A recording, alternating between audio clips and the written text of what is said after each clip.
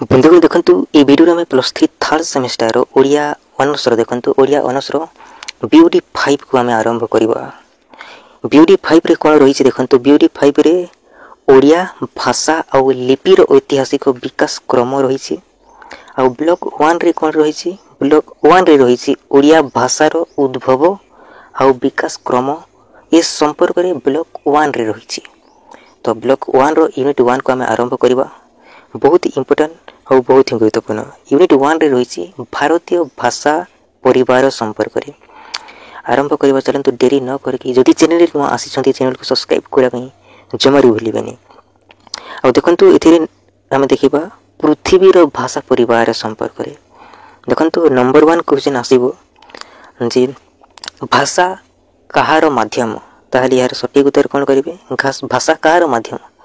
देखंतु एथिरे लिखा आइछि भाषा मनुष्यर चिंताधारा विनिमयर और भाव विनिमयर माध्यम। भाषा चिंताधारा विनिमयर और भाव विनिमयर माध्यम अटे। भाषा गोटे सामाजिक संपत्ति अटे। देखंतु आम डेरी न करिकि आम आरंभ करबा आज बहुत ही इम्पोर्टेंट और बहुत ही गुरुत्वपूर्ण जिनिस। देखंतु पृथ्वीर भाषा मानकु अध्ययन करी देखंतु पृथ्वीर भाषा मानकु अध्ययन करिकि देखंतु विभिन्न शाखा और परिवार विभक्ति करा जायछि। एटा क्यों माने करछंती भाषाविद माने। तो देखंतु पृथ्वीर मुख्य भाषा गुडी कोन इंडो यूरोपीय, अफ्रीका एशिया, चीना तिब्बतीय, तापरे फिनो उग्रीय, तापरे कोन रहिछि अल्टाइक, तापरे द्राविड़, तापरे ऑस्ट्रिक एमिति 14 टी रहिछि। नंबर 1 रे कोन रहिछि इंडो यूरोपीय। देखंतु इंडो यूरोपीय भाषार मुख्य शाखा गुड़िकर ना होउछि देखंतु भारतीय आर्य, तापरे ईरानीय, तापरे आर्जनीय, तापरे अल्बेनीय एमती रहिछि। ग्रीक, लैटिन, जर्मन एमती रहिछि। तो तापरे कोन रहिछि अफ्रीका एशिया परिवार मध्य शाखा गुड़िक रहिछि। तापरे चीना तिब्बतीय एई परिवार मध्य शाखा गुड़िक रहिछि। तो एमती शाखा आउ परिवार को भाग भाग कर दैछंती भाषाविद माने। तो देखंतु भारतीय आर्य भाषा को विकास क्रम दृष्टि केतोटी पर्यायर विभक्ति करा जायछि। जदि आपन को क्वेश्चन दिया जिवो ताहले सटीक उत्तर कोन करिवे तीनोटी पर्याय रे। नंबर 1 रे प्राचीन भारतीय आर्य भाषा, 2 नंबर रे मध्य भारतीय आर्य भाषा और 3 नंबर रे आधुनिक भारतीय आर्य भाषा। एमती 3 भाग रे विभक्त करा जायछि। आ मध्य भारतीय आर्य भाषा को देखंतु पाली, प्राकृत और अपभ्रंश एमती 3 भाग रे विभक्त करा जायछि। ए जिनिस को मन रखिबे। ताबे देखंतु एबे हम वर्तमान देखिबा पृथ्वीर भाषा परिवार संपर्क रे। देखंतु पृथ्वीर भाषा परिवार देखंतु पृथ्वीर भाषा मान को अध्ययन करिकि शिक्षाविद माने कोन कहछंती विभिन्न शाखा और परिवार रे विभक्त कहछंती। तो शिक्षाविद माने की देखंतु जाकब गिम, भाषा विज्ञानी रास्क, तापरे फ्रानज बब एई भाषाविद माने कोन कहछंती विभिन्न शाखा और परिवार रे विभक्त कर दैछंती। और ए प्रकार विभाजन को पारिवारिक विभागीकरण कहा जाए और यह को मध्य उत्पत्तिमूलक विभागीकरण मध्य कहा जाए। तो ए पारिवारिक विभागीकरण अनुसार भाषा मान को विभिन्न भाग रे विभक्त करिसंती। देखंतु प्रथम इंडो यूरोपीय रहिछि, तापरे अफ्रीका एशिया रहिछि, तापरे चीना तिब्बतीय रहिछि। एमिति 14 गोटी रहिछि। देखंतु एमिति 14 गोटी रहिछि। तो जदि आपन को लॉन्ग क्वेश्चन दिया जेबो जे पृथ्वीर भाषा परिवार रो जो विभागीकरण संपर्क रे आलोचना कर, तो इस संपर्क रे सब किछि टिके टिके लिखिबा पई पड़िबो। और जदि आपन को क्वेश्चन दिया जेबो देखंतु आपन को क्वेश्चन कोन दिया जेबो पृथ्वीर भाषा परिवार देखंतु इंडो यूरोपीय रे केमिति अंतर्भुक्त करा जायछि से संपर्क रे आलोचना करो। यदि आपन को क्वेश्चन दिया जेबो ताहले केवल इंडो यूरोपीय संपर्क रे लिखिबा पई पड़िबो। तो वर्तमान ए वीडियो रे हमें इंडो यूरोपीय संपर्क रे हमें देखिबा। तो इंडो यूरोपीय पृथ्वीर भाषा परिवार को इंडो यूरोपीय रे केमिति अंतर्भुक्त करा जायछि इस संपर्क रे हमें फुल डिटेल देखिबा। तो इंडो यूरोपीय देखंतु जदि हम देखिबा ଊନବିଂଶ ଶତାବ୍ଦୀରେ ୟୁରୋପରେ ଯେଉଁ ଭାଷା ଅଧ୍ୟୟନ ଚାଲୁ ରହିଥିଲା ଏହି ସମୟରେ ଦେଖନ୍ତୁ ଭାଷାବିତ୍ ଦେଖନ୍ତୁ ରସମୁସ୍ ରାକ୍ସ ହେଇଗଲା, ତାପରେ ଜାକବ ଗିମ୍ ହେଇଗଲା, ତାପରେ ଫ୍ରାନଜ ବଫ୍ ହେଇଗଲା। ଏମାନେ କ'ଣ କହିଥିଲେ? ଏମାନେ କ'ଣ କହିଛନ୍ତି? ବିଭିନ୍ନ ଶାଖା ଆଉ ବିଭିନ୍ନ ଭାଗରେ ଏମାନେ ବିଭକ୍ତ କରିଦେଇଛନ୍ତି, ବିଭିନ୍ନ ଭାଷା ଗୁଡ଼ିକରେ ବିଭକ୍ତ କରିଦେଇଛନ୍ତି। ତ ଏମାନେ କ'ଣ କହିଛନ୍ତି ନା ଏହି ଇଣ୍ଡୋ ୟୁରୋପୀୟ ଏହି ଭାଷାକୁ କ'ଣ କହିଛନ୍ତି?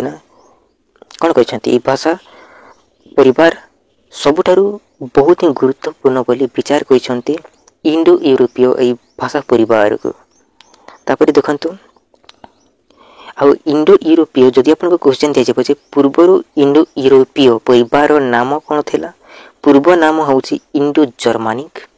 ପରବର୍ତ୍ତୀ ସମୟରେ ଏହାର ନାଁକୁ କ'ଣ ରଖାଗଲା? ଏହାର ନାମକୁ ରଖାଗଲା ଏରିଆନ୍ ମାନେ ଆର୍ଯ୍ୟ। କିନ୍ତୁ ଏରିଆନ୍ ଶବ୍ଦକୁ ରାଜନୈତିକ ଉଦ୍ଦେଶ୍ୟରେ ବ୍ୟବହାର କରିବାରୁ କ'ଣ ହେଲା ନା ଏହି ନାଁକୁ ପରବର୍ତ୍ତୀ ସମୟରେ ଦେଖନ୍ତୁ ଏହି ଇଣ୍ଡୋ ୟୁରୋପୀୟ ପରିବାରର ବିଭିନ୍ନ ନାଁ ରଖାଯାଇଥିଲା। ତାହେଲେ ମଧ୍ୟ ଦେଖନ୍ତୁ ଇଣ୍ଡୋ ୟୁରୋପୀୟ ଶବ୍ଦଟି ବ୍ୟବହାରରେ ରହିଗଲା। ତ ଏଇଟା ଦେଖନ୍ତୁ ଇଣ୍ଡୋ ୟୁରୋପୀୟ ଏ ଶବ୍ଦଟି ପରବର୍ତ୍ତୀ ସମୟରେ ବ୍ୟବହାର କଲେ। ତ ବହୁତ ଇମ୍ପୋର୍ଟାଣ୍ଟ ଆଉ ବହୁତ ଗୁରୁତ୍ୱପୂର୍ଣ୍ଣ। ତ ଯଦି ଆପଣଙ୍କୁ କ୍ୱେଶ୍ଚନ୍ ଦିଆଯିବ ଯେ ଇଣ୍ଡୋ ୟୁରୋପୀୟ ପରିବାରର ପୂର୍ବ ନାମ କ'ଣ, ତ ଇଣ୍ଡୋ ଜର୍ମାନିକ୍। ଆଉ ଯଦି ଆପଣଙ୍କୁ କ୍ୱେଶ୍ଚନ୍ ଦିଆଯିବ ଯେ ଇଣ୍ଡୋ ୟୁରୋପୀୟ ପରିବାରର ଦେଖନ୍ତୁ ଇଣ୍ଡୋ ୟୁରୋପୀୟ ପରିବାର ଅନ୍ତର୍ଗତ ମୁଖ୍ୟ ଶାଖା ଗୁଡ଼ିକର ନାମ କ'ଣ? ଯଦି ଆପଣଙ୍କୁ କ୍ୱେଶ୍ଚନ୍ ଦିଆଯିବ ତାହେଲେ ଉତ୍ତର କ'ଣ କରିବେ? ନମ୍ବର 1ରେ ଆସିଯିବ ଭାରତୀୟ ଆର୍ଯ୍ୟ, ତାପରେ ଇରାନୀୟ, ତାପରେ ଆର୍ମେନୀୟ, ତାପରେ ଆଲବେନୀୟ, ତାପରେ ବଲ୍ଟୋସ୍ଲାଭୀୟ, ତାପରେ ଗ୍ରୀକ୍ ଆସିଯିବ। ଗୋଟେ ଆମେ ଦେଖିବା ଭାରତୀୟ ଆର୍ଯ୍ୟ। ଦେଖନ୍ତୁ ଭାରତୀୟ ଆର୍ଯ୍ୟ ଏଇଟା ଗୋଟେ ଦେଖନ୍ତୁ ଭାରତୀୟ ଆର୍ଯ୍ୟ ଇଣ୍ଡୋ ଏସିଆନି ଦେଖନ୍ତୁ ଇଣ୍ଡୋ ଇରାନିଆନ୍ ଶାଖାର ଉପଶାଖା ଅଟେ। ଦେଖନ୍ତୁ ଏଇଟାକୁ ଆପଣମାନେ କ'ଣ କହିପାରିବେ? ଦେଖନ୍ତୁ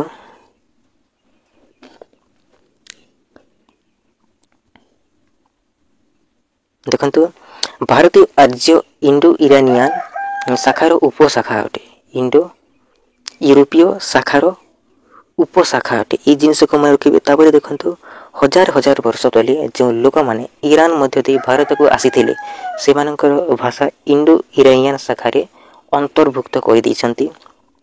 ଆଉ ଭାରତୀୟ ଆର୍ଯ୍ୟମାନଙ୍କୁ ଗୋଟି ପର୍ଯ୍ୟାୟରେ ବିଭକ୍ତ କରାହେଇଛି।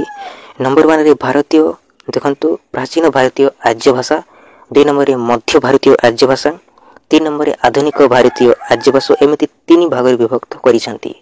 ତାପରେ ପ୍ରାଚୀନ ଭାରତୀୟ ଆର୍ଯ୍ୟ ଭାଷା ଯଦି ଆମେ ଦେଖିବା ଦେଖନ୍ତୁ ଆର୍ଯ୍ୟମାନଙ୍କର ପ୍ରଥମ ପର୍ଯ୍ୟାୟକୁ କ'ଣ କୁହାଯାଏ ନା ବୈଦିକ ସଂସ୍କୃତି ବୋଲି କୁହାଯାଏ। କ'ଣ କୁହାଯାଏ? ବୈଦିକ ସଂସ୍କୃତି ବୋଲି କୁହାଯାଏ।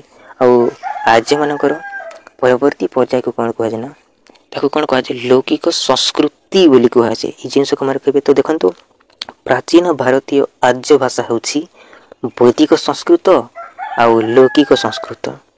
ଦେଖନ୍ତୁ ଖ୍ରୀଷ୍ଟପୂର୍ବ 1200 ଶତାବ୍ଦୀ ପୂର୍ବରୁ କ'ଣ ରଚିତ ହୋଇଥିଲା? ଋଗ୍ବେଦରେ ଏହି ଶାଖାର ପ୍ରାଥମିକ ନିଦର୍ଶନ ଦେଖିବାକୁ ମିଳିଥିଲା। ପରବର୍ତ୍ତୀ ସମୟରେ କ'ଣ ହେଲା ନା ବୈଦିକ ସଂସ୍କୃତ ଯେତେବେଳେ ବିଭିନ୍ନ ସ୍ତର ବିଭିନ୍ନ କ୍ଷେତ୍ରରେ ବିଭିନ୍ନ ରୂପରେ ବିକଶିତ ହେବାକୁ ଲାଗିଲା, ପରବର୍ତ୍ତୀ ସମୟରେ କ'ଣ ହେଲା ସଂସ୍କୃତରୁ ଇଂରାଜୀରେ ଦେଖନ୍ତୁ ରେଗୁଲେଟେଡ୍, କଲ୍ଟିଭେଟେଡ୍ ଏମିତି ଧୀରେ ଧୀରେ ରୂପାନ୍ତରିତ ହେବାକୁ ଲାଗିଲା। ଆଉ ଦେଖନ୍ତୁ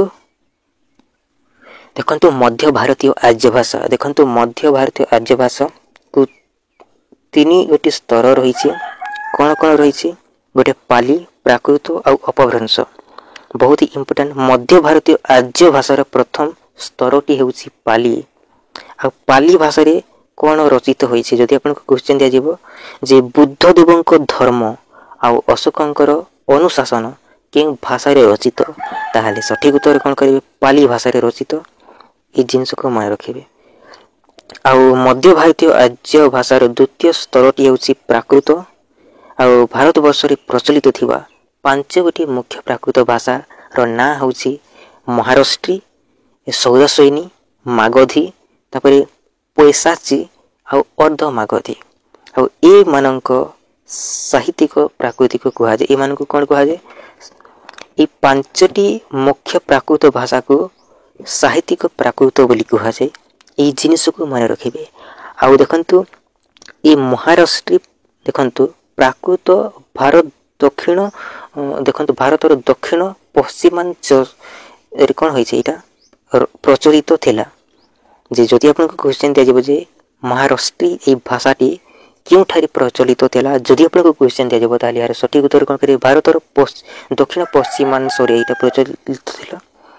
ଯଦି ଆପଣଙ୍କୁ କ୍ୱେଶ୍ଚନ୍ ଦିଆଯିବ ଯେ ସୌରସୈନୀ ଏଇଟା କେଉଁଠାରେ ପ୍ରଚଳିତ ଥିଲା, ଏଇଟା ସୌରସୈନୀ ଦେଖନ୍ତୁ ଭାରତରେ ପ୍ରଚଳିତ ଥିଲା। ଏଇଟା ମଧ୍ୟ ଭାରତରେ ପ୍ରଚଳିତ ଥିଲା। ମଧ୍ୟ ଭାରତରେ ଏଇଟା କ'ଣ କରିଥିଲା? ପ୍ରଚଳିତ ଥିଲା।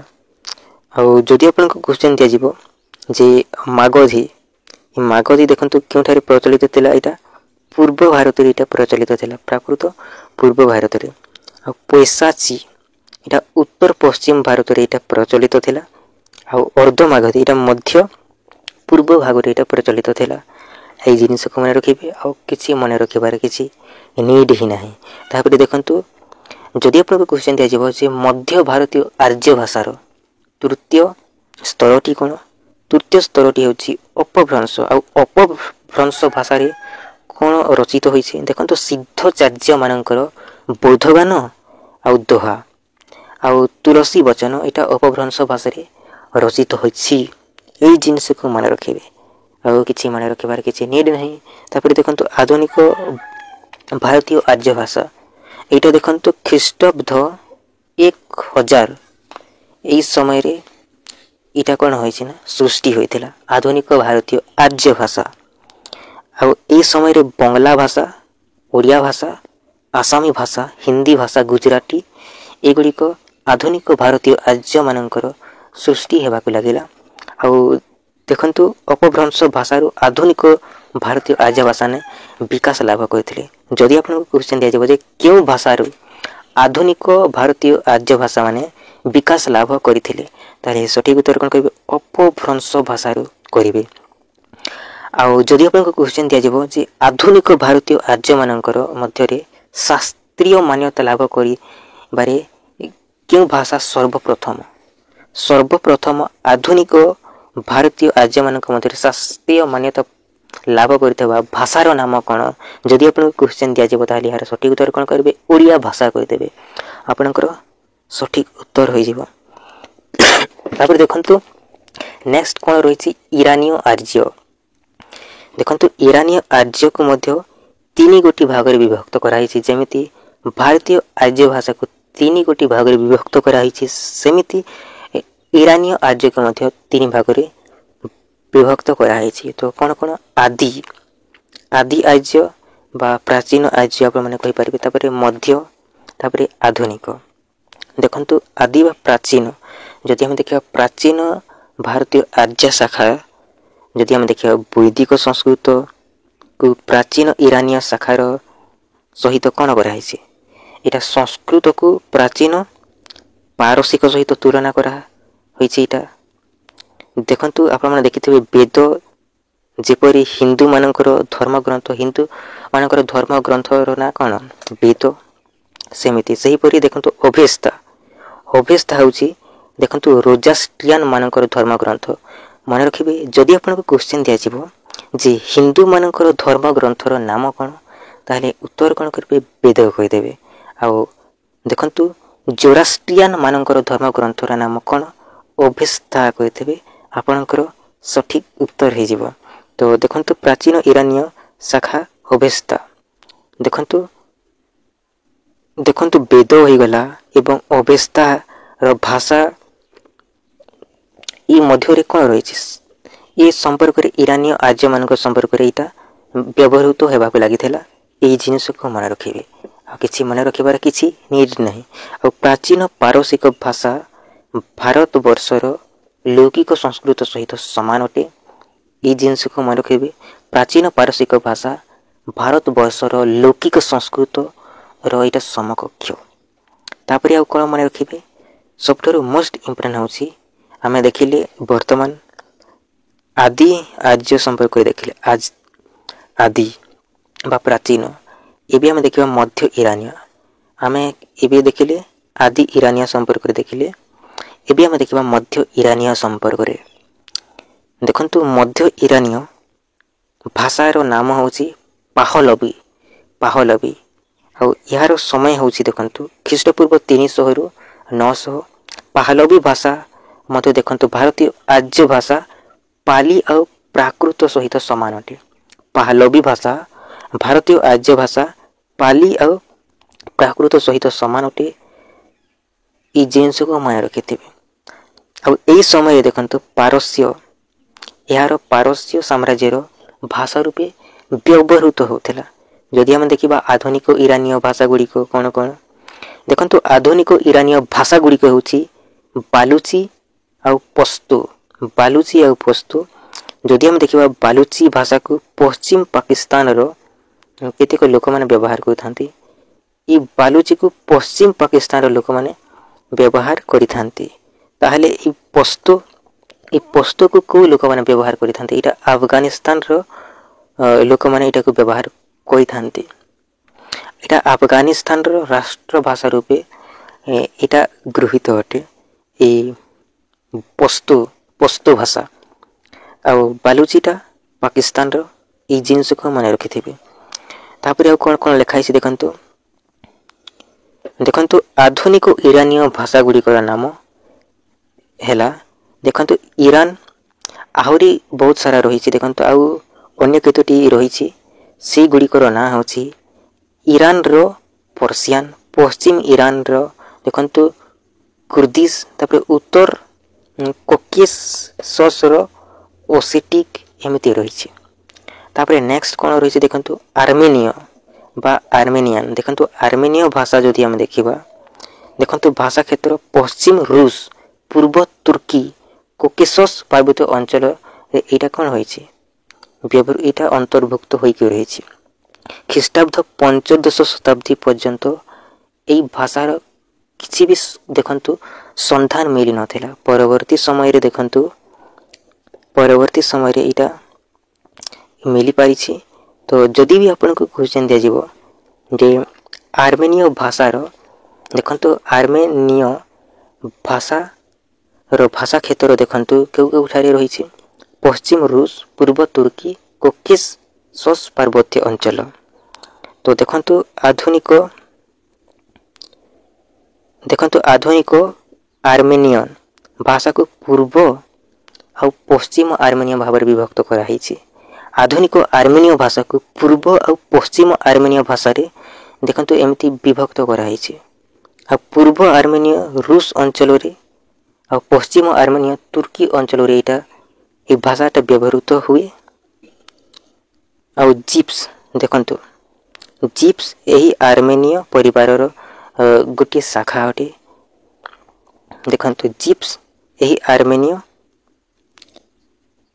परिवार रो गोटे कोन अटे शाखा अटे ए जिंस को मन रखिदेबे जदि आपन को क्वेश्चन दिया जेबो जे जिप्स गोटे कोन ताहाली आपन माने इजीली लिखि परिबे तो देखंतु एशिया माइनर देखंतु एशिया माइनर रे जो फ्रीजियन भाषा बहु वर्ष पूर्व प्रचलित थिला ता आर्मेनिया भाषा अंतर्गत बोली विश्वास करंती ए जिंस को मन रखिबे एशिया माइनर रे जो फ्रीजियन भाषा बहु वर्ष पूर्व प्रचलित थिला तो क्यों भाषा प्रचलित थिला फ्रीजियन भाषा प्रचलित थिला ताहा आर्मेनिया भाषा अंतर्गत बोली विश्वास करिसंती ए जिंस को मन रखिबे जदि आपन को क्वेश्चन दे देबो जे आर्मेनिया भाषा रो पूर्व नाम कोन ताहाली आपन माने फ्रीजियन भाषा कहि देबे आपनकर सठिक उत्तर हे जिवो आ तापर देखंतु आलिबेनिया जदि हम देखिबे देखंतु 1685 मसिहा रे पर्यंत देखंतु एटा यार किछि भी अध्ययन करा जाय नथिला आल्बेनिया ए भाषार किछि भी अध्ययन करा जाय नथिला तेबे केबे आरंभ करा जायथिला देखंतु लैटिन अल्बेनियन भाषा जेते बेले देखंतु लैटिन अल्बेनियन भाषा कोश जेते बेले प्रकाशित होइथिला सेते बेले एटा এই ভাষাটি କ'ଣ ହେଇଥିଲା ପ୍ରଚଳିତ ହୋଇଥିଲା ଲାଟିନ୍ ଆଲବେନିଆନ୍। ଯେତେବେଳେ ଲାଟିନ୍ ଆଲବେନିଆନ୍ ଭାଷା ପ୍ରଚଳିତ ହୋଇଥିଲା ସେତେବେଳେ ଏଇଟା ପରିଚିତ ଲାଭ କରିଥିଲା। ଲାଟିନ୍, ଗ୍ରୀକ୍, ତୁର୍କୀ, ସ୍ଲାଭିକ୍ এই ଭାଷା ଭାବରେ এই ପରିବାର ଭାଷା ବହୁ ଭାବରେ ପ୍ରଭାବିତ ହୋଇଥିଲା ଆଲବେନିଆନ୍। এই ଜିନିଷକୁ ମନେ ରଖିବେ। ଆଉ ଏହି ପରିବାର ଯଦି ଆମେ ଦେଖିବା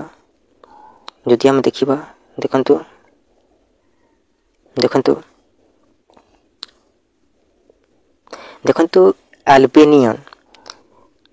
ଆଲେବେନୀୟ ପରିବାରର ଦୁଇଟି ଉଲ୍ଲେଖଯୋଗ୍ୟ ଉପଭାଷା କ'ଣ? ଯଦି ଆପଣଙ୍କୁ କ୍ୱେଶ୍ଚିନ୍ ଦିଆଯିବ ତାହେଲେ ଏହାର ସଠିକ୍ ଉତ୍ତର କ'ଣ କରିବେ? ଗେଗ୍ ଆଉ ତୁସ୍କ କରିଦେବେ। ଗେଗ୍ ଆଉ ତୁସ୍କ। ଆଲବେନିୟନ୍ ପରିବାରର ଦୁଇଟି ଉଲ୍ଲେଖଯୋଗ୍ୟ ଉପଭାଷା ହେଉଛି ଗେଗ୍ ଆଉ ତୁସ୍କ। ତାପରେ ଦେଖନ୍ତୁ ବଲ୍ଟୁସ୍ଲାଭିୟ। ଦେଖନ୍ତୁ ବଲ୍ଟୁସ୍ଲାଭିୟ ଭାଷାକୁ ଗୋଟିଏ ଶାଖା ବୋଲି ଭାଷାବିତ୍ ମାନେ ଗ୍ରହଣ କରିବାକୁ କୁଣ୍ଠ ପ୍ରକାଶ କରିଥାନ୍ତି। ତ ଦେଖନ୍ତୁ ସେମାନେ କ'ଣ କରିଛନ୍ତି ନା ବଲ୍ଟିକ୍ ଆଉ ସ୍ଲାଭିକ୍ ଭାଷା ଏଇ ଦୁଇଟାକୁ ପ୍ରାୟ ପରସ୍ପର ନିକଟବର୍ତ୍ତୀ କହିଦେଇଛନ୍ତି, ପରସ୍ପର ସମାନ ବୋଲି କହିଦେଇଛନ୍ତି। ଦେଖନ୍ତୁ ବଲ୍ଟିକ୍ ହେଉଛି ବଲ୍ଟିକ୍ ସାଗର ଉପକୂଳ ଅଞ୍ଚଳରେ ଥିବା ଲାଟିଭିଆନ୍ ଆଉ ଲିଥୁନିଆନ୍ ଭାଷା ମାନଙ୍କୁ ବୁଝାଇଥାଏ ଇ ବଲ୍ଟିକ୍।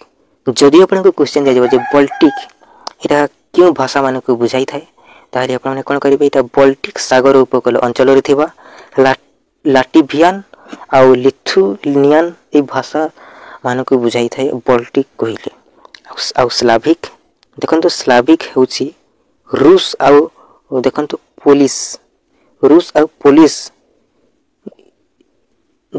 ଏମିତିକା ଭାଷା ଅଟେ ଏଇଟା ଗୋଟେ ସ୍ଲାଭିକ୍। ତ ବଲ୍ଟିକ୍ ଶାଖା ଯଦି ଆମେ ଦେଖିବା ବଲ୍ଟିକ୍ ଶାଖାର ଲିଥୁନିଆନ୍ ଭାଷାର ପ୍ରାଚୀନ ଲେଖା ହେଉଛି 16ଶ ଶତାବ୍ଦୀରେ ମିଳିଛି। କେବେ ମିଳିଛି? ଯଦି ଆପଣଙ୍କୁ କ୍ୱେଶ୍ଚିନ୍ ଦିଆଯିବ ଯେ ବଲ୍ଟିକ୍ ଶାଖାର ଲିଥୁନିଆନ୍ ଭାଷାର ପ୍ରାଚୀନ ଲେଖା এটা କେବେ ମିଳିଛି? 16ଶ ଶତାବ୍ଦୀରେ ମିଳିଛି। ଆଉ ସ୍ଲାଭିକ୍ ଯଦି ଆପଣଙ୍କୁ କ୍ୱେଶ୍ଚିନ୍ ଦିଆଯିବ ସ୍ଲାଭିକ୍ ଶାଖାର ପ୍ରାଚୀନ ଲେଖା ଏଇଟା 9ମ ଶତାବ୍ଦୀରେ ମିଳିଛି।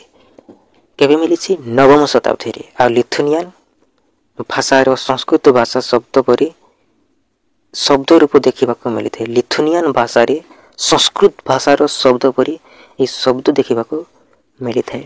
ତ ମନେ ରଖିବେ ଯେ ବଲ୍ଟିକ୍ ଶାଖାର ଲିଥୁନିଆନ୍ ଭାଷାର ପ୍ରାଚୀନ ଲେଖା 16ଶ ଶତାବ୍ଦୀରେ ମିଳିଛି ଆଉ ସ୍ଲାଭିକ୍ ଶାଖାର ପ୍ରାଚୀନ ଲେଖା 9ମ ଶତାବ୍ଦୀରେ ମିଳିଛି। ତାପରେ ଦେଖନ୍ତୁ ସ୍ଲାଭିକ୍ ଦଳର ଭାଷା ପ୍ରଥମେ ପୋଲାଣ୍ଡ ଆଉ ପଶ୍ଚିମ ରୁଷରେ କଥିତ ହେଉଥିଲା। ଆଉ ଯଦି ଆମେ ଦେଖିବା ପରବର୍ତ୍ତୀ ସମୟରେ ଏଇଟା ଭାଷା କ୍ଷେତ୍ରର ସୀମା ବୁଲଗେରିଆ ପର୍ଯ୍ୟନ୍ତ ବିସ୍ତୃତ ହୋଇଥିଲା। ଯଦି ଆମେ ଦେଖିବା ଏଥିରେ ଆପଣଙ୍କୁ ମନେ ରଖିବା ପାଇଁ ପଡ଼ିବ ଯେ ଆଧୁନିକ ସ୍ଲାଭିକ୍ ଶାଖାର ଭାଷାମାନଙ୍କୁ 3 ଭାଗରେ ବିଭକ୍ତ କରାଯାଇଛି। 3 ଭାଗରେ କ'ଣ? ଗୋଟିଏ ହେଉଛି ପୂର୍ବ ସ୍ଲାଭିକ୍, ପଶ୍ଚିମ ସ୍ଲାଭିକ୍, ତାପରେ ଦକ୍ଷିଣ ସ୍ଲାଭିକ୍। ପୂର୍ବ ସ୍ଲାଭିକ୍ ଅନ୍ତର୍ଗତ ଭାଷା ଗୁଡ଼ିକ କ'ଣ? ଏଥିରେ ଥିଲେ ଗ୍ରେଟରସିଆନ୍, ତାପରେ ହ୍ୱାଇଟ୍ ରସିଆନ୍ ବା ବେଲୋରୁସିଆନ୍ ଆଉ ୟୁକ୍ରାନିଆନ୍ ଥିଲା। ଆଉ ପଶ୍ଚିମ ସ୍ଲାଭିକ୍ ପରିବାରର ଭାଷା ଗୁଡ଼ିକ କ'ଣ? ଚେକ୍ ହେଇଗଲା, ସ୍ଲୋଭାକ୍ ହେଇଗଲା, ପୋଲିଶ। ଆଉ ଦକ୍ଷିଣ ସ୍ଲାଭିକ୍ ଶାଖାର ଭାଷା ଗୁଡ଼ିକ କ'ଣ? ବୁଲଗାରିଆନ୍, ସର୍ବ କ୍ରୋଟିଆନ୍, ତାପରେ ସ୍ଲୋଭାନିଆନ୍। ଏଇଟା ହେଉଛି ଦକ୍ଷିଣ ସ୍ଲାଭିକ୍ ଶାଖାର ଭାଷା ଗୁଡ଼ିକ। ଆଉ କ'ଣ ମନେ ରଖିବା ପାଇଁ ପଡ଼ିବ? ତାପରେ ଗ୍ରୀକ୍ ଭାଷା।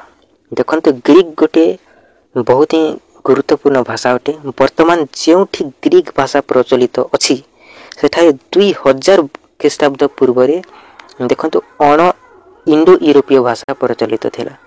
ଅଣ ଇଣ୍ଡୋ ୟୁରୋପୀୟ ଭାଷା ପ୍ରଚଳିତ ଥିଲା। ଆଉ ଇଲିଆଡ୍ ଆଉ ଓଡିସି ପରି ବିଶ୍ୱବିଖ୍ୟାତ ମହାକାବ୍ୟ ଏହି ଭାଷାରେ ରଚିତ ହୋଇଛି। ଏହି ଗ୍ରୀକ୍ ଭାଷାରେ ଇଲିଆଡ୍ ଆଉ ଓଡିସି ପରି ବିଶ୍ୱବିଖ୍ୟାତ ମହାକାବ୍ୟ ଗ୍ରୀକ୍ ଭାଷାରେ ରଚିତ ହୋଇଛି। ତ ଯଦି ଆପଣଙ୍କୁ କ୍ୱେଶ୍ଚିନ୍ ଦିଆଯିବ ଯେ ଗ୍ରୀକ୍ ଭାଷାକୁ କେତୋଟି ଭାଗରେ ବିଭକ୍ତ କରାଯାଇଛି, ଗ୍ରୀକ୍ ଭାଷାକୁ 4 ଭାଗରେ ବିଭକ୍ତ କରାଯାଇଛି। ଗୋଟେ ପୂର୍ବ ଗ୍ରୀକ୍, ପଶ୍ଚିମ ଗ୍ରୀକ୍, ଉତ୍ତର ପଶ୍ଚିମ ଗ୍ରୀକ୍ ଆଉ ଡୋରିକ୍, ଏମିତି 4 ଭାଗରେ ବିଭକ୍ତ କରାଯାଇଛି। ଆଉ ଐତିହାସିକ ଦୃଷ୍ଟିକୋଣରୁ ଏଥେନ୍ସର ଭାଷା ଅତି ଗ୍ରୀକ୍ ଭାବରେ ଗୁରୁତ୍ୱପୂର୍ଣ୍ଣ। ଏହାକୁ କ'ଣ କୁହାଯାଏ? ଏହାକୁ ହେଲେନିକ୍ ଗ୍ରୀକ୍ ମଧ୍ୟ କୁହାଯାଏ। ଐତିହାସିକ ଦୃଷ୍ଟିକୋଣରୁ ଏଥେନ୍ସର ଭାଷା କ'ଣ ଅଟେ? ଅଟି ଗ୍ରୀକ୍ ଅଟେ। ଅଟି ଗ୍ରୀକ୍, ଏଇଟା ବହୁତ ହିଁ ଗୁରୁତ୍ୱପୂର୍ଣ୍ଣ ଅଟେ। ଏହାକୁ କ'ଣ କୁହାଯାଏ ନା, ଏହାକୁ ହେଲେନିକ୍ ଗ୍ରୀକ୍ ମଧ୍ୟ କୁହାଯାଏ। ଯଦି ଆପଣଙ୍କୁ କ୍ୱେଶ୍ଚିନ୍ ଦିଆଯିବ ଯେ ଏଟି ଗ୍ରୀକ୍ ଭାଷାର ଅନ୍ୟ ନାମ କ'ଣ? ଅନ୍ୟ ନାମ ହେଉଛି ହେଲେନିକ୍ ଗ୍ରୀକ୍। ଆଉ ଦେଖନ୍ତୁ, ଆଲେକଜାଣ୍ଡାର ଏହି ଭାଷାକୁ ସମଗ୍ର ଗ୍ରୀକ୍ ବୋଲି କୁହାଯାଏ। ଆଲେକଜାଣ୍ଡାରର ଏହି ଭାଷାକୁ କ'ଣ କୁହାଯାଏ? ସମଗ୍ର ଗ୍ରୀକ୍ ବୋଲି କୁହାଯାଏ। ଏହି ଜିନିଷକୁ ମନେ ରଖିବେ, ବହୁତ ଇମ୍ପୋର୍ଟାଣ୍ଟ ଆଉ ବହୁତ ହିଁ ଗୁରୁତ୍ୱପୂର୍ଣ୍ଣ ଅଟେ। ଆଉ ଦେଖନ୍ତୁ ଆଉ କ'ଣ କ'ଣ ରହିଛି। ତାପରେ ଲାଟିନ୍ ଦେଖନ୍ତୁ, ଗ୍ରୀକ୍ ଭାଷା ପରି ଦେଖନ୍ତୁ ଲାଟିନ୍ ମଧ୍ୟ ବହୁତ ହିଁ ଗୁରୁତ୍ୱପୂର୍ଣ୍ଣ ଭାଷା ଅଟେ। ବର୍ତ୍ତମାନ ଏହି ଭାଷା କଥିତ ଭାଷା ରୂପେ ବ୍ୟବହୃତ ହେଉନାହିଁ। ତାହେଲେ କେଉଁ ଭାଷା ରୂପେ ବ୍ୟବହୃତ ହେଉଛି? ଦେଖନ୍ତୁ, ରୋମାନ କ୍ୟାଥୋଲିକ୍ ଚର୍ଚ୍ଚର ଭାଷା ରୂପେ ବ୍ୟବହୃତ ହେଉଛି। ଯଦି ଆପଣଙ୍କୁ କ୍ୱେଶ୍ଚିନ୍ ଦିଆଯିବ ଯେ ଲାଟିନ୍ ଭାଷା କେଉଁ ଭାଷା ରୂପେ ବ୍ୟବହୃତ ହେଉଛି, ତାହେଲେ ସଠିକ୍ ଉତ୍ତର କ'ଣ କହିବେ? ରୋମାନ କ୍ୟାଥୋଲିକ୍ ଚର୍ଚ୍ଚର ଭାଷା ରୂପେ ବ୍ୟବହୃତ ହେଉଛି। ରୋମାନ କ୍ୟାଥୋଲିକ୍ ଚର୍ଚ୍ଚର ଭାଷା ରୂପେ ବ୍ୟବହୃତ ହେଉଛି। ଲାଟିନ୍ ଭାଷାରୁ ବିକଶିତ ହୋଇଥିବା ଭାଷାମାନଙ୍କୁ ରୋମାନ୍ସ ଭାଷା କୁହାଯାଏ। ରୋମାନ୍ସ ଭାଷା କାହାକୁ କୁହାଯାଏ? ଲାଟିନ୍ ଭାଷାରୁ ବିକଶିତ ହୋଇଥିବା ଭାଷାମାନଙ୍କୁ କ'ଣ କୁହାଯାଏ? ରୋମାନ୍ସ ଭାଷା ବୋଲି କୁହାଯାଏ। ଏହି ଜିନିଷକୁ ମନେ ରଖିବେ, ବହୁତ ଇମ୍ପୋର୍ଟାଣ୍ଟ। ଆଉ ରୋମାନ୍ସ ଭାଷାମାନଙ୍କ ମଧ୍ୟରେ 5ଟି ଲିଖିତ ଭାଷାକୁ ବହୁତ ହିଁ ଗୁରୁତ୍ୱ ପ୍ରଦାନ କରାଯାଇଛି। ତାହେଲେ ସେଇ 5ଟି ଭାଷା ଗୁଡ଼ିକ କ'ଣ? ଗୋଟେ ହେଉଛି ସ୍ପାନିଶ, ଗୋଟିଏ ଫରାସୀ, ଗୋଟିଏ ଇଟାଲିଆନ୍, ଆଉ ଗୋଟେ ହେଉଛି ରୋମାନିଆନ୍, ଆଉ ଗୋଟେ ହେଉଛି ପର୍ତ୍ତୁଗୀଜ। ତାପରେ ଦେଖନ୍ତୁ କେଲ୍ଟିକ୍ ପରିବାରର ଭାଷା ଯଦି ଆମେ ଦେଖିବା କ'ଣ କ'ଣ ରହିଛି। କେଲ୍ଟିକ୍ ପରିବାରର ଭାଷା କ୍ଷେତ୍ରରେ କ'ଣ କ'ଣ ରହିଛି? ଗୋଟିଏ ହେଉଛି ସ୍ପେନ୍, ତାପରେ ଉତ୍ତର ଇଟାଲିଆ, ତାପରେ ରୋମର କେତେକ ଅଞ୍ଚଳରେ, ଆଉ ଏସିଆ ମାଇନରର ଏମିତି ଅଞ୍ଚଳରେ କେତେକ ଜାଗାରେ ଦେଖାଯାଇଥାଏ। ବର୍ତ୍ତମାନ କେଲ୍ଟିକ୍ ପରିବାର କେତେଗୁଡ଼ିଏ ଭାଷା ଦେଖନ୍ତୁ କେତେଗୁଡ଼ିଏ ଭାଷା ଲୋପ ପାଇବାକୁ ଯାଇଛି। ତ କେଲ୍ଟିକ୍ ପରିବାରର ଦେଖନ୍ତୁ, କେଲ୍ଟିକ୍ ଭାଷା ପରିବାରର ଗୋଟେ ଉଲ୍ଲେଖଯୋଗ୍ୟ ଭାଷା ହେଉଛି କ'ଣ? ବ୍ରିଟନ୍। ଉଲ୍ଲେଖଯୋଗ୍ୟ ଭାଷା ହେଉଛି ବ୍ରିଟନ୍। এই ଜିନିଷକୁ ମନେ ରଖିବେ। ଦେଖନ୍ତୁ, ଆଇରିଶ, କେଲଟ୍, ସ୍କଟସ୍, ତାପରେ ମାଙ୍କସ୍, କେଲଟ୍, ଏମିତି ଭାଷାକୁ ଗେଲିକ୍ ଭାଷା ବୋଲି କୁହାଯାଇଥାଏ। এই ଜିନିଷକୁ ମନେ ରଖିବେ। ଯଦି ଆପଣଙ୍କୁ କ୍ୱେଶ୍ଚିନ୍ ଦିଆଯିବ ଯେ 2ଟି ଗେଲିକ୍ ଭାଷା ଗୁଡ଼ିକର ନାମ ଲେଖ, ତାହେଲେ ସଠିକ୍ ଉତ୍ତର କ'ଣ କରିବେ? ଆଇରିଶ, ତାପରେ କେଲଟ୍, ସ୍କଟସ୍, ମାଙ୍କସ୍, କେଲଟ୍, ଏମିତି ଲେଖିବେ। ତ এই ଜିନିଷକୁ ମନେ ରଖିବେ। ତାପରେ ଦେଖନ୍ତୁ, ଜର୍ମାନିକ୍ ରହିଛି। ଜର୍ମାନିକ୍ ଭାଷାକୁ 3 ଭାଗରେ ବିଭକ୍ତ କରାଯାଇଛି। ଗୋଟେ ପ୍ରାଚୀନ, ତାପରେ ମଧ୍ୟ, ତାପରେ ଆଧୁନିକ।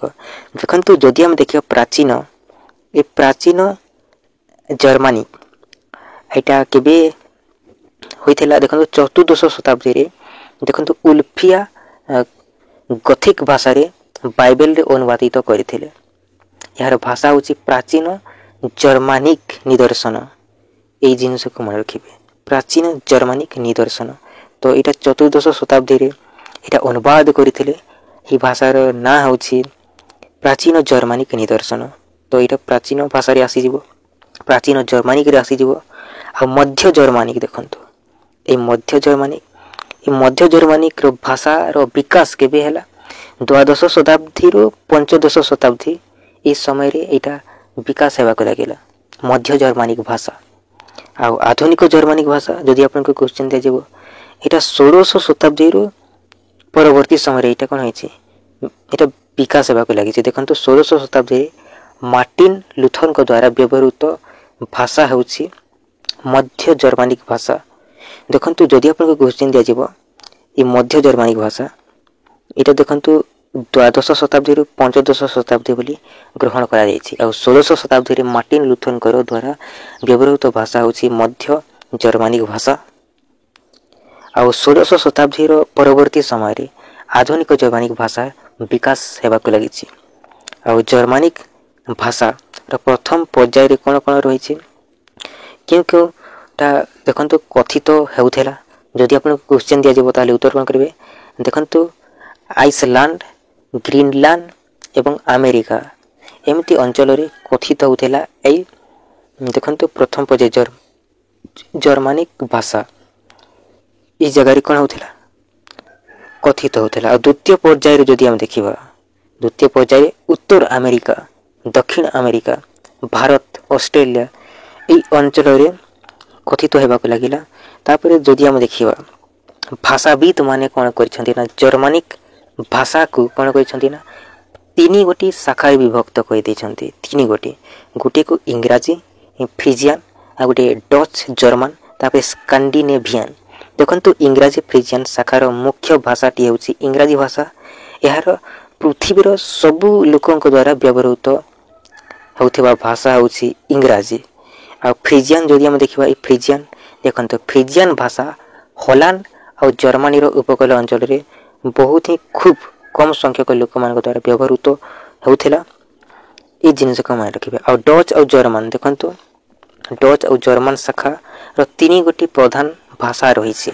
ତ ସେଇ ଭାଷା ଗୁଡ଼ିକ ହେଉଛି ଜର୍ମାନ, ଡଚ୍ ଆଉ ଫ୍ଲେମିସ୍। ଦେଖନ୍ତୁ ଜର୍ମାନ ପରିବାରର ଦୁଇ ଗୋଟି ପ୍ରାଚୀନ ଭାଷା ହେଉଛି ଓଲ୍ଡ ସାକ୍ସନ୍ ଆଉ ଓଲ୍ଡ ହାଇଜରମାନ। ଏଇ ଜିନିଷକୁ ମନେ ରଖିବେ। ତାପରେ ଦେଖନ୍ତୁ ଆଉ କ'ଣ ରହିଛି ସ୍କାଣ୍ଡିନେଭିଆନ୍। ଦେଖନ୍ତୁ ସ୍କାଣ୍ଡିନେଭିଆନ୍ ଯଦି ଆମେ ଦେଖିବା, ସ୍କାଣ୍ଡିନେଭିଆନ୍ ଶାଖାର ଚାରି ଗୋଟି ପ୍ରଧାନ ଲିଖିତ ଭାଷା ରହିଛି। ତ ସେଗୁଡ଼ିକ ହେଉଛି ଡାନିଶ, ସ୍ୱିଡ଼ିଶ, ତାପରେ ରିକ୍ସମାଲ, ତାପରେ କ'ଣ ରହିଛି ଲ୍ୟାଣ୍ଡସ୍ମାଲ ରହିଛି। ତ ବନ୍ଧୁଗଣ ଦେଖନ୍ତୁ ଏଇ ଜିନିଷକୁ ମନେ ରଖିବେ। ଡାନିଶ ଡେନମାର୍କର ଭାଷା ଅଟେ। ଡାନିଶ এটা ଡେନମାର୍କର ଭାଷା ଅଟେ। ସ୍ୱିଡ଼ିଶ এটা ଫିନଲାଣ୍ଡର ଭାଷା ଅଟେ। ମନେ ରଖିବେ ସ୍ୱିଡ଼ିଶ এটা ଫିନଲାଣ୍ଡର ଭାଷା ଅଟେ। ଆଉ ଦେଖନ୍ତୁ ମନେ ରଖିବେ এই ଜିନିଷକୁ ମନେ ରଖିବେ, এই ସ୍ୱିଡ଼ିଶ ନା ଫିନଲାଣ୍ଡ ଆଉ ସ୍ୱିଡେନରେ ଏଇଟା ପ୍ରଚଳିତ ଭାଷା ଅଟେ। ଏଇ ଦୁଇଟା ଜାଗାରେ ପ୍ରଚଳିତ ହୋଇକି ରହିଛି ଏ ସ୍ୱିଡେନ। ଆଉ ଦେଖନ୍ତୁ ରିକ୍ସମାଲ ଆଉ ଲ୍ୟାଣ୍ଡସମାଲ ଏଇ ଦୁଇଟି ଭାଷା ଦେଖନ୍ତୁ ନରୱେରେ ଏଇଟା ପ୍ରଚଳିତ ହୋଇଛି। ନରୱେରେ ପ୍ରଚଳିତ ଭାଷା ହେଉଛି ରିକ୍ସମାଲ ଆଉ ଲ୍ୟାଣ୍ଡସମାଲ। ତ ଦେଖନ୍ତୁ ଏଥିରେ ଲ୍ୟାଣ୍ଡସମାଲ ଗୋଟି ଆଧୁନିକ ନରୱେ ଜିଆନ୍ ଭାଷା ଅଟେ। ଯଦି ଆପଣଙ୍କୁ କ୍ୱେଶ୍ଚନ୍ ଦିଆଯିବ ଯେ ଆଧୁନିକ ନରୱେଜିଆନ୍ ଭାଷା କ'ଣ, ତ ଲ୍ୟାଣ୍ଡସମାଲ କରିଦେବେ, ଆପଣଙ୍କର ସଠିକ୍ ଉତ୍ତର ହୋଇଯିବ। ତାପରେ ଆଉ କ'ଣ ରହିଛି ଦେଖନ୍ତୁ ତୋଖାରିଆନ୍। ତୋଖାରିଆନ୍ ଯଦି ଆମେ ଦେଖିବା, ଦେଖନ୍ତୁ ତୋଖାରିଆନ୍ ଦେଖନ୍ତୁ ତୁର୍କୀ ଦେଶର ପୂର୍ବ ଅଞ୍ଚଳରେ ଯେଉଁ ସ୍ଥାନରେ ଚୀନା ହେଇଗଲା ଭାରତୀୟ ଇରାନୀୟ ମାନେ ବାଣିଜ୍ୟ କାରବାର କରୁଥିଲେ, ତାହାକୁ କ'ଣ କୁହାଯାଏ ଚୀନୀୟ ତୁର୍କୀ ସ୍ଥାନ କୁହାଯାଉଥିଲା। କ'ଣ କୁହାଯାଉଥିଲା? ଯେଉଁ ସ୍ଥାନରେ ଚୀନା ଭାରତୀୟ ଇରାନୀୟ ମାନେ ବାଣିଜ୍ୟ କାରବାର କରୁଥିଲେ ତାହାକୁ ଚୀନୀୟ ତୁର୍କୀ ସ୍ଥାନ ବୋଲି କୁହାଯାଉଥିଲା। ତ ଊନବିଂଶ ଶତାବ୍ଦୀରେ ଯଦି ଆମେ ଦେଖିବା, ଊନବିଂଶ ଶତାବ୍ଦୀର ଶେଷ ସମୟରେ ଏହି ସ୍ଥାନରେ କ'ଣ କରୁଥିଲେ ନା, ଏହି ତୁର୍କୀ ସ୍ଥାନରେ କେତେକ ବୌଦ୍ଧ ଲେଖା ଉଦ୍ଧାର କରାଗଲା। ବୌଦ୍ଧ ଲେଖାକୁ ଉଦ୍ଧାର କରାଗଲା। ଆଉ କ'ଣ କରାଗଲା ନା, ଏଥିରେ ଦେଖନ୍ତୁ ବୌଦ୍ଧ ଲେଖା ଗୁଡ଼ିକର ଆନୁମାନିକ ସମୟ ହେଉଛି 7ମରୁ 10ମ। ଆଉ ଦେଖନ୍ତୁ ଭାଷାବିତ୍ FWK ମୁଲର, ଭାଷାବିତ୍ FWK ମୁଲର ଏହାର ଭାଷାକୁ ତୋଖାରିଆନ୍ ନାମକରଣ କରିଥିଲେ। ଏ ଭାଷାବିତ୍ FWK ମୁଲର କ'ଣ କହିଥିଲେ? ତୋଖାରିଆନ୍ ନାମକରଣ କରିଥିଲେ। ଆଉ ତୋଖାରିଆନ୍ ଶାଖାକୁ ଦୁଇ ଭାଗରେ ବିଭକ୍ତ କରାଯାଇଛି। ତୋଖାରିଆନ୍ এই ভাষা পরিবারକୁ ଦୁଇ ଗୋଟି ଭାଗରେ ବିଭକ୍ତ କରାଯାଇଛି। ଗୋଟିଏକୁ ପୂର୍ବ ତୋଖାରିଆନ୍ ଆଉ ଗୋଟିଏକୁ ପଶ୍ଚିମ ତୋଖାରିଆନ୍। ତାପରେ ଦେଖନ୍ତୁ हिटाइट हिटाइट गोटे हूँ भाषा। तो देखो भाषाविद बी रोनी 1915 मसीह हिटाइट भाषा को इंडो यूरोपीय भाषा रे अंतर्भुक्त कर 1915 मसीह हिटाइट भाषा को बी रोनी ये जिनस को मन रखिए आउ किसी मन रखार किसी नीड नहीं एतकी ही मन रखिए। आपण को क्वेश्चन केमती पचार जानते देखो आपण को जदि क्वेश्चन पचार यही टाइप रो क्वेश्चन पचार देखो कुआड़े गला देखो जदि आपन को क्वेश्चन पचार जे एमतिका द्राविड़ भाषा परिवार रो दुईटी भाषार नाम कौन ऑस्ट्रिक भाषा परिवार रो दुईटी भाषार नाम कौन ये जिनस को मन रखिथे बहुत ही इंपोर्टेंट और बहुत ही गुरुत्वपूर्ण अटे। वीडियो केमती लागला कमेंट करके जनइबे।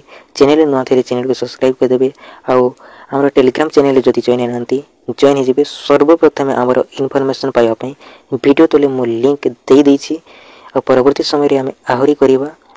वीडियो केमती लागला कमेंट कर जनइबे। So thank you so much. जय हिंद बंधुगण।